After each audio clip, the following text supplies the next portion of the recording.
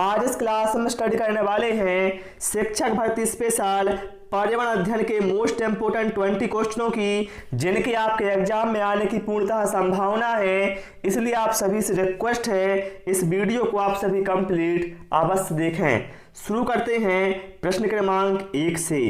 कहा गया है हरित क्रांति का लाभकारी वरदान किन विशेष फसलों के लिए है। ऑप्शन है दलहन और तिलहन, जूट और कपास, गेहूं और चावल या फिर गन्ना और चाय। साथियों, हरित क्रांति की शुरुआत भारत में वर्ष 1966-67 में हुई और हरित क्रांति गेहूं और चावल फसलों के लिए वरदान साबित हुई।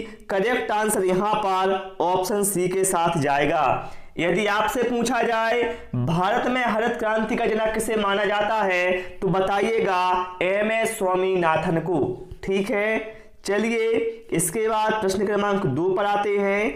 भारत में सबसे लंबा बांध कौन सा है। भाखड़ा नांगल, रेहंद, हीराकुंड या फिर नागार्जुन। करेक्ट आंसर यहां पर ऑप्शन सी के साथ जाएगा।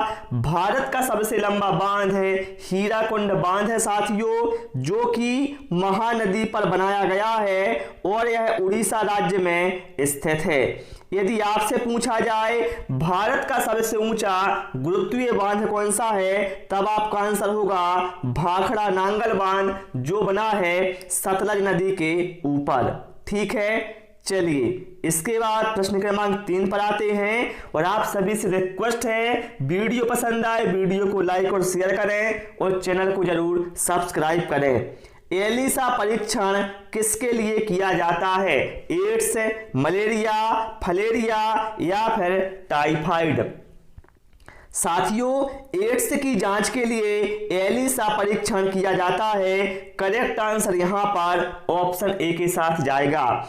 यदि आपसे पूछा जाए विश्व एड्स दिवस कब मनाया जाता है, तब आपका आंसर होगा 1 दिसंबर को मनाया जाता है। यदि पूछा जाए टाइफाइड की जांच के लिए कौन सा टेस्ट किया जाता है, तो बताइएगा विडाल टेस्ट किया जाता है।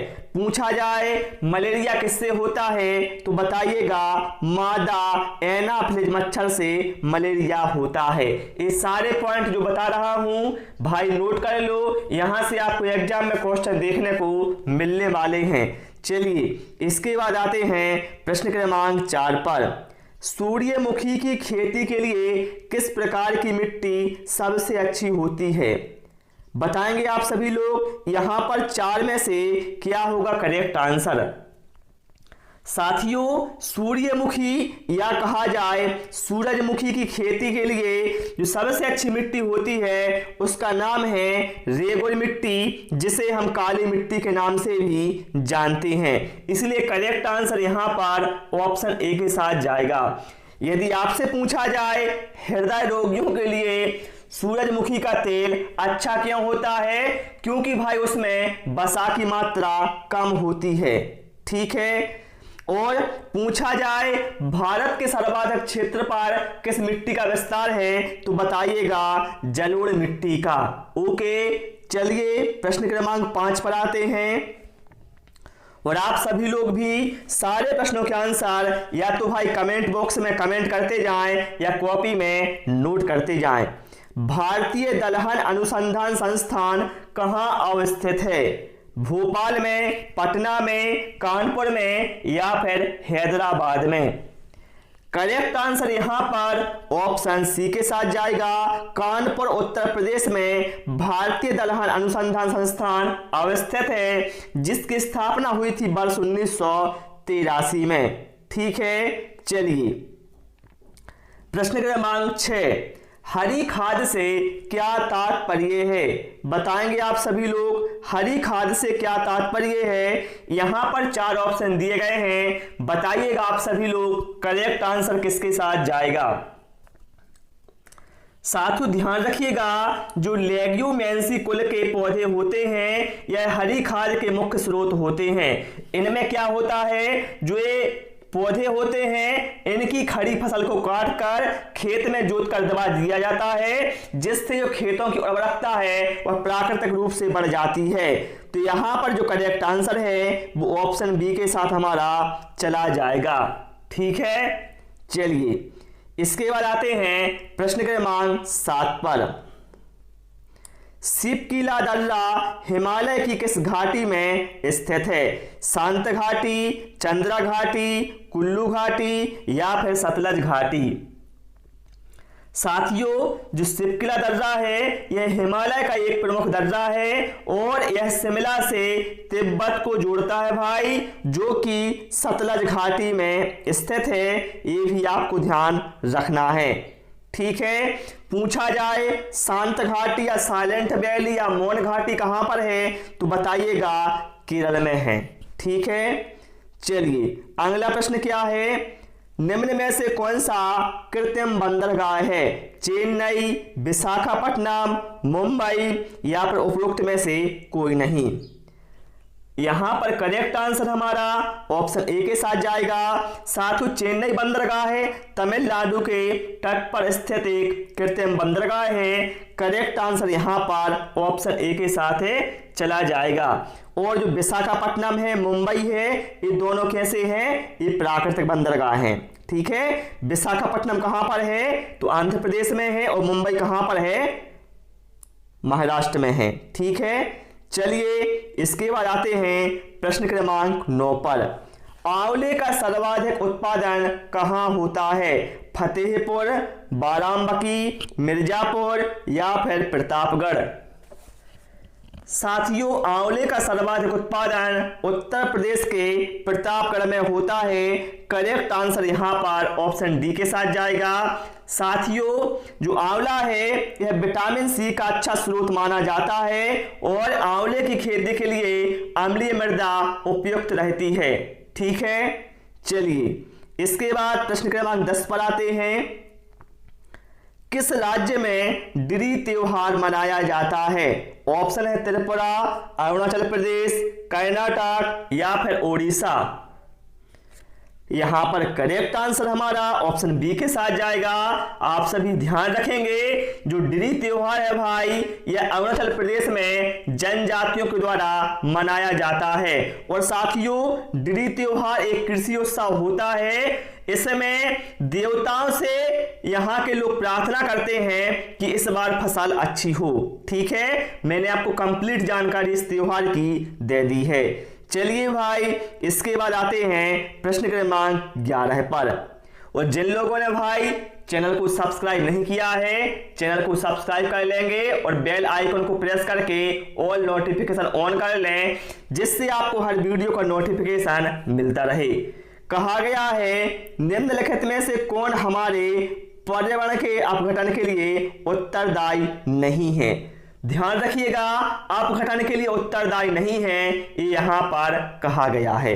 देखिए, पर्यावरण अपघटन से क्या तात्पर्य है कि पर्यावरण को नुकसान या उसका निम्नीकरण से।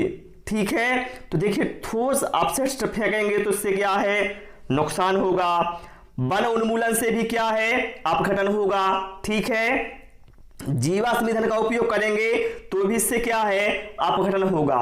लेकिन साथियों, वन रोपण अर्थात वृक्षों को यदि आप लगाएंगे तो मेरे भैया इससे पर्यावरण का अपघटन नहीं होगा, बल्कि इससे पर्यावरण क्या है? सुरक्षित होगा। तो हम कह सकते हैं ये अपघटन के लिए उत्तरदायी नहीं है, ऑप्शन सी। ठीक है, चलिए प्रश्न क्रमांक 12। किसी क्षेत्र की औसत जलवायु को जानने के लिए निम्न में से किसका योगदान नहीं होता है? बताएंगे आप सभी लोग। यहां पर करेक्ट आंसर किसके साथ जाएगा? ध्यान रखिएगा, किसी क्षेत्र की औसत जलवायु जानने के लिए साथियों वर्षा, वायु की गति और आर्द्रता, इनका जो महत्वपूर्ण योगदान होता है इन तीनों का। ठीक है, लेकिन वृक्षों की संख्या का भैया इसमें योगदान नहीं होता है। करेक्ट आंसर यहां पर ऑप्शन सी के साथ हमारा चला जाएगा। ठीक है, चलिए इसके बाद आते हैं प्रश्न क्रमांक 13 पर। मोहिनी अट्टम नृत्य रूप निम्नलिखित में से किस राज्य से संबद्ध है? ओडिशा, केरल, कर्नाटक या फिर तमिलनाडु? करेक्ट आंसर यहां पर ऑप्शन बी के साथ जाएगा। जो मोहिनी अट्टम नृत्य है साथियों, ये है केरल का। ठीक है, यदि आपसे पूछा जाए उड़ीसा का कौन सा है, तो उड़ीसा का भैया ओडिसी है। कर्नाटक का कौन सा है, यक्षगान है। तमिलनाडु का कौन सा है, भरतनाट्यम है। ये सारे पॉइंट आप लोग नोट कर लें। चलिए प्रश्न क्रमांक 14, निम्नलिखित में से कौन सा महासागर सबसे छोटा है? हिंद महासागर, अटलांटिक महासागर, आर्कटिक महासागर या फिर प्रशांत महासागर? साथियों सबसे छोटा महासागर है आर्कटिक महासागर। करेक्ट आंसर यहां पर ऑप्शन सी के साथ जाएगा। यदि आपसे पूछा जाए सबसे बड़ा महासागर या फिर सबसे गहरा महासागर कौन सा है, तब आपका आंसर होगा प्रशांत महासागर। पूछा जाए विश्व का सबसे गहरा गर्त जो कि मेरियाना गर्त है यह किस महासागर में अवस्थित है, तब भी आपका आंसर प्रशांत महासागर के साथ जाएगा। ठीक है, चलिए प्रश्न क्रमांक 15 पर आते हैं। यहां पर मेरे भाई मैं आपसे बोलता हूं कि 20 क्वेश्चन पढ़ेंगे, लेकिन यहां पर आपके 50 क्वेश्चन मैं कंप्लीट करवा देता हूं। आप चाहे तो काउंट कर सकते हैं प्रश्न क्रमांक 1 से लेकर। ठीक है, चलिए अगला है, निम्नलिखित में से किस राज्य में काली मिट्टी पाई जाती है? जम्मू और कश्मीर, बिहार, गुजरात या फिर झारखंड? करेक्ट आंसर यहां पर साथियों ऑप्शन सी के साथ जाएगा। गुजरात राज्य में साथियों काली मिट्टी पाई जाती है। ठीक है, यदि आपसे पूछा जाए रेगुर मिट्टी के नाम से किसे जाना जाता है, तब भी आपका आंसर काली मिट्टी के साथ जाएगा, जो कि कपास की खेती के लिए उपयुक्त होती है।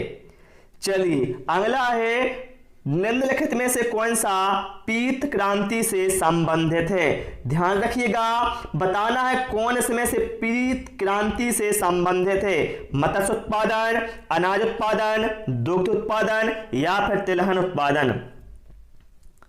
करेक्ट आंसर यहां पर ऑप्शन डी के साथ जाएगा। साथियों पीत क्रांति से संबंध है तिलहन उत्पादन का। ठीक है, यदि आपसे पूछा जाए मत्स्य उत्पादन का संबंध किससे है, तो बताइएगा नीली क्रांति से। अनाज उत्पादन का संबंध किससे है, बताइएगा हरित क्रांति से है। और दुग्ध उत्पादन का संबंध है श्वेत क्रांति से। ये सारे पॉइंट आप लोग नोट कर लें। चलिए प्रश्न क्रमांक 17 है, यदि एक अध्यापक आलू, चावल, ब्रेड व शक्कर के उदाहरणों का सहारा लेता है तो वह क्या पढ़ाना चाहता है? मेरे भाई आलू, चावल और ब्रेड में आप सभी जानते हैं ये कार्बोहाइड्रेट के अच्छे स्रोत माने जाते हैं, अर्थात जो अध्यापक है वो अपने बच्चों को कार्बोहाइड्रेट के बारे में पढ़ाना चाहता है। ठीक है, चलिए प्रश्न क्रमांक 18 पर आते हैं। निम्नलिखित में से किस सागर का जल सर्वाधिक खारा है? अरल सागर, लाल सागर, बाल्टिक सागर या फिर मृत सागर? मेरे भाई इसके नाम से स्पष्ट है मृत सागर, अर्थात इसका जो जल है वो सर्वाधिक खारा है, इसलिए इसको नाम दिया गया है मृत सागर। ठीक है, चलिए प्रश्न क्रमांक 19 पर आते हैं। निम्नलिखित में से पुनः पूर्ति योग्य संसाधन कौन से हैं? पेट्रोल, सौर एवं पवन ऊर्जा, जीवाश्म ईंधन या फिर खनिज? साथियों बहती वायु से उत्पन्न की गई ऊर्जा को पवन ऊर्जा कहते हैं, आप सभी जानते हैं। और जो सूर्य से ऊर्जा प्राप्त होती है वो होती है सौर ऊर्जा। ठीक है, तो मेरे भैया जो पवन ऊर्जा है और सौर ऊर्जा है ये दोनों ही क्या हैं, पुनः पूर्ति योग्य संसाधन हैं। बाकी आप सभी जानते हैं पेट्रोल को आप एक बार यूज कर लोगे तो आप उसे दोबारा यूज नहीं कर सकते, ना ही जीवाश्म ईंधन को ना ही खनिज को। ठीक है, इसलिए करेक्ट आंसर ऑप्शन बी के साथ जाएगा। चलिए इसके बाद आते हैं प्रश्न क्रमांक 20 पर। केंद्रीय आलू अनुसंधान संस्थान कहाँ स्थित है? तो मेरे भैया केंद्रीय आलू अनुसंधान संस्थान ये है शिमला में। करेक्ट आंसर ऑप्शन बी के साथ जाएगा। यदि पूछा जाए चावल अनुसंधान संस्थान कहां पर स्थित है, तब आपका आंसर कटक के साथ चला जाएगा। ठीक है, तो प्यारे साथियों क्लास में इतना ही। आपको हमारी क्लास कैसी लगी और आपने कितना स्कोर किया है वो आप कमेंट बॉक्स में अवश्य बताएं। Thanks for watching this video.